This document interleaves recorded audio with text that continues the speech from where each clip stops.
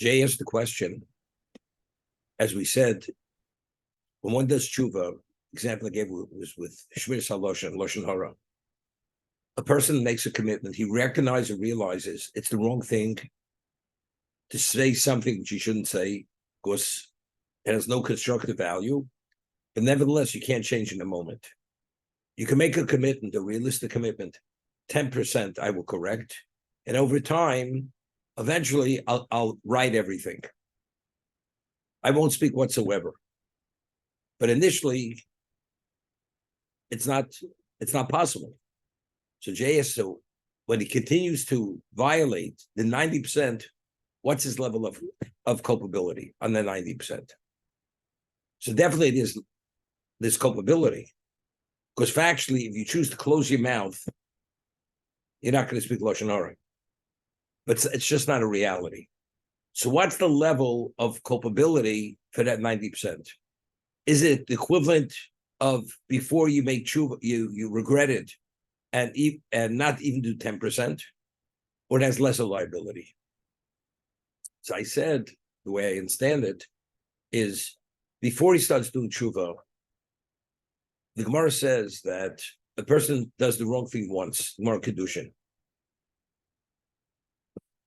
There's liability. But you do it twice, it's naslo keheter. It becomes permitted. Somewhere says naslo keheter. It's permitted. It's not permitted. Somewhere says no. Because when you do something the first time wrong, a person, even if you do it deliberately, it's because you're so-called like Rabbi, and you understand you're caught off guard. You didn't realize your level of vulnerability, that's why you made the mistake. But now that you realize you're vulnerable, why don't you take all the precautions not to fail a second time? The answer is because in your mind, you want to do it again. So because you want to do it again, that's why you did it the second time. Once you do it the second time, automatically you're developing a habit to do the wrong thing because you're seeing it now through a lens that you're justifying it. A person can't live with guilt. So because we can't live with guilt, a person has to somehow, if he repeats it, he has to see it that it's permitted. Because otherwise, or it's not so terrible. He couldn't do it the second time. So why did he do it the second time? Because he chose to do it the second time. So he does it the third time. He's seeing it through that same lens continuously to justify or to minimize the wrong. Therefore, he keeps doing more of the same. So the conditioning continuously is due to his original choice to continue doing it. And because he always sees it through the lens, it's not so terrible. So although now it's already habitual, it's conditioning, negative conditioning, he's held accountable. Because he chose to put himself in a position that he conditioned himself negatively. That's the psychological concept. Therefore, there's full culpability, although later it's more difficult to extricate himself because he created this habit, this addiction to do the wrong thing, but that was his choice. All of a sudden now the person comes to the realization he doesn't want to continue. He wants to stop speaking Lashon Hara. And he makes a commitment, I will not speak at all. It's not a realistic commitment. It's not a commitment. As the Rambam says, when you make the commitment not to go back there, you will not go back there. But here you're going back. 10% is realistic. 100% is not realistic. So what do? You have to chip away at it. Right now, I commit, I will not speak another 10%. So now the question, the 90% that you continue speaking, what's the level of culpability? You're definitely culpable because you're doing the wrong thing, and you know you're doing the wrong thing. And you're not an onus, because if you wanted, as I said, you could not speak at all, but that's not realistic. But because he wants to extricate himself from that, and he wants to change, although originally he came to this point because he justified it, but now he wants to extricate himself. So now when he wants to extricate himself, doing it now habitually, it's not really something he wants to do. Because it's not something he wants to do, although he has liability, but the level of liability now is not the level of liability as originally before he made the commitment to start chipping away at it. That's the point I'm making. Rambam explains when the Gemara says, because the skeletons the Baal Teshuva has in his closet, the skeletons are always there. So he always has, even if he makes a commitment and he doesn't go back, but he still continuously has to contend with the past, because the past is a reality in his existence. The tzaddik doesn't have those skeletons. So he doesn't have the challenges the Baal Teshuva has.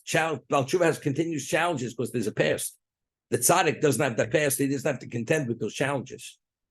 That's the way the Rambam explains. That's what Mogul was. The Fum Tzara Agro.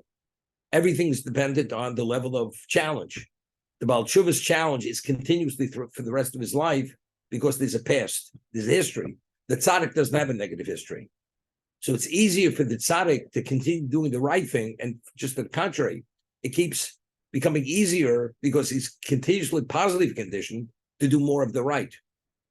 That's the Rambam. Cholamarbe lesvados umarich beinyan zeh. One increasingly confesses umarich beinyan zeh. Harezim shu. What do you mean marich? And he speaks lengthily. Marbe means you're confessing multiple times. Umarich. What's the marich? And you speak more lengthily regarding this. Harezim shubuch. That's praiseworthy. Now, every time you confess, confession is just not words. The mind is connected to the words, meaning the emotion. When I say I regret, I have remorse, you mean what you say. So you're always re-experiencing what you said before. That's all part of the what? That's all part of the rehabilitation. The Mesillas Yesharim explains, how does Teshuva exactly work? How does it work? You did the wrong thing. You can't undo the past. So if you can't undo the past, how does about Teshuva, the Torah says when you do Teshuva, it's as if you never did the wrong thing.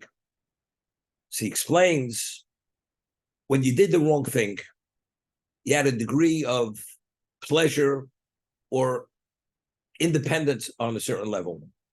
Hashem says you're not permitted to do the wrong thing. You choose to do the wrong thing. So number one, you're flexing your muscle when you shouldn't flex your muscle. Hashem says no, you say yes. Well, I see it not as terrible. Hashem said it is terrible. Well, God is forgiving, okay? It's not a valid position to take on, but I took it on. So number one, you have to somehow undo that inflation of ego. What about when you did the wrong thing? You benefit, you have pleasure. That pleasure is like taking cyanide. That compromises your spirituality. So you have to do something to experience a degree of pain to counter that original pleasure. You're held accountable because you had pleasure, you had benefit. So if, in fact, you experience an experience due to that pleasure, that you're paying for it, that pain eradicates that original pleasure. You understand? It's like a mida keneged mida. Mida keneged mida. The degree that you indulged, that's the way you're going to pay. You're going to pay the price. But now that I'm having remorse and that pleasure, I'm paying for it. So therefore, that eradicates and that minimizes the level of sin that you did in the past. This is how the Ramchal explains it in the Mesillas Yesharim. Every time you confess, you're just not saying words. You're reflecting on the past. Let's say the first time you reflected, I spoke Lashon Hara. And I have a degree of remorse for that Lashon Hara. And the words are connected to my emotion. I regret, I went against the will of Hashem. You feel something negative. Every time you feel negative, that itself is a correction on when you made the choice to do what I want to do. But what about your marich? It's not only you repeat the confession. When you repeat the confession, you're re-experiencing that level of disappointment with yourself or shame. What about you speak lengthily? As the Shari Teshuva says, I did the wrong thing. How did I go against the will of Hashem? But you think long, who do you think you are? Where did I have the audacity? That's marich.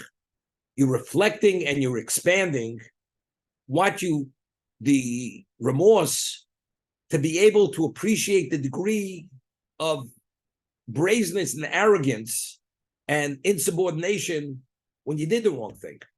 So the more you speak lengthily of it, the greater is the level of what? Internalizing how foolish you were. Here Hashem provides your life, and you should be beholding and be appreciative. And what do? You go and do something against His will. It's almost like it borders on a betrayal. How do I do such a thing? After all Hashem did for me, how do I behave this way? So the more you experience a shame, the more you articulate it, or the more you reflect on it, that itself continuously rehabilitates you, because the pain, the sense of shame and disappointment in yourself goes and chips away on the benefit that you had of the sin originally. Therefore, you become a better person. It's praiseworthy because factually, the level of rehabilitation is a greater level of rehabilitation. So that's, you repeat the same words. Marich means you speak more lengthily about it. There's a story, there's a set of svarim. It's called Meir Einei Yisrael. Meir, illuminating the eyes of Israel. It's stories about the Chofetz Chaim. It was published about 20 years ago, maybe a little more, where today there are no Talmidim of the Chofetz Chaim alive any longer. All of them, they passed away. But before they passed away, they interviewed about 30 Talmidim of the Chofetz Chaim who studied in Radin, and they shared personal stories when they were Radin about the Chofetz Chaim. And these stories were not printed, were never recorded. So the Rosh Hashiva in Radin, at one time, the first Rosh Hashiva Radin, his name was Rav Moshe Lundinsky. He was the first when the Chofetz Chaim started the Yeshiva in Radin. He was the Rosh Hashiva. He was a Talmud of Volozhin. He studied Shas 400 times. When he would give a shiur, he wouldn't even need a Gemara. Gemara, Rashi, Tosas, the Rosh, the Ran, everything was from memory. You'd have the Gemara in front of him, you didn't have to look in. That's how great he was. When he got older, he may have had, the Chofetz Chaim had to choose a new Rosh Hashiva, because he was older. So he chose Rav Naftali Trop. Rav Naftali Trop was a Talmud of Slobodka, and his level of explanation was one of a kind. And he was the new Rosh Hashiva, Rav Naftali Trop. Every night, the Chofetz Chaim would go into his attic, and he would do tshuva. Like it says, every day, person should do tshuva at the end of the day. Do tshuva at the end of the week, at the end of the month. And as a result of that, you're always in the state of tshuva. As it says, person should do tshuva the day before he dies. We don't know when we're going to die. Therefore, you should do tshuva every day. So the Chofetz Chaim every day would walk up, go into his attic, all by himself, be in a state of seclusion, and he would speak. And Rav Naftali Trop and someone else, they stood on the steps before the attic to listen to the conversation, how the Chofetz Chaim did tshuva. How he did tshuva. So he would speak in Yiddish, the Chofetz Chaim. And he would speak to Hashem. As we said, tshuva is lefnei Hakel Yisborach. He's speaking to God himself. And he would speak about himself. And he would speak about himself in terms which you couldn't believe how the Chofetz Chaim referred to himself. Where did I have the chutzpah? Where did I have the audacity? You're a lowlife. You're not worth your salt. And he would use terminologies that they were shocked. The way he referred to himself and the way he literally tore himself apart. And he minimized himself. Because he went against the word of Hashem, and we're talking the Chofetz Chaim did tshuva for 45 minutes of Bittul Torah in a year. So we're talking about what level we're talking about over here. But the way he saw any level of transgression, it's like, he's the worst criminal in the world. That's the way he internalized it. And when they heard it, they were nearly ready to pass out. Chofetz Chaim should speak about himself. and use terminologies that you don't use on a person who's been in a life of crime his whole life. But that's the way the Chofetz Chaim spoke about himself. So by expressing yourself in that manner, what level of remorse do you have? The pain, the shame that you have, that eradicates and rehabilitates the person to the nth degree. And not only does it rehabilitate you, it puts you on another level. Because that's that way you express yourself or internalize it is an expression of Yiras Shamayim or Yiras Haromus. It's an indication of your reverence of Hashem because you appreciate who he is. Therefore, you feel so guilty and you feel that level of shame.